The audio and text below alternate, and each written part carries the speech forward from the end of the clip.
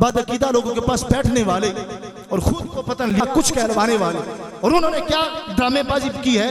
इस खता को, जिस खता को अजर और सवाब बताया गया है, वो कमीने इसको गुनाह बताकर जय्यद उलमा को वो मशकूक बना रहे हैं ताकि उम्मत का इनसे एतमाद उठ जाए।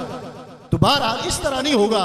इंशाअल्लाह ताला हक बोलने वाले हक बोलते रहेंगे, चाहे कुछ जितना भी आगे कितने हमारे जय्यद उलमा, जिस तरह हजरत अमीर आले सुन्नत है, हजरत अमीरुल मुजाहिदीन खादिम हुसैन रिजवी रहमतुल्लाह अलैह, हजरत कांसुल उलमा डॉक्टर जलाली साहब, इनके बारे में पाकिस्तान तो पाकिस्तान रहा, बैरूनी ममालिक के लोगों ने बड़ी कोशिश की है किसी तरह इनको दबाया जाए, किसी तरह इनको राह रास्त से हटाया जाए, किसी तरह इन्हें बंद करवाया जाए, मगर रब्बे ज़ुल जलाल ने उनकी मजीद मदद फरमाई है। और इंशाअल्लाह ताला ये जो जितने कीड़े मकोड़े हैं और जितने शतूंगड़े हैं और उनको अपने उलमा को गालियां देते हैं, इंशाअल्लाह ताला ये दफन हो जाएंगे।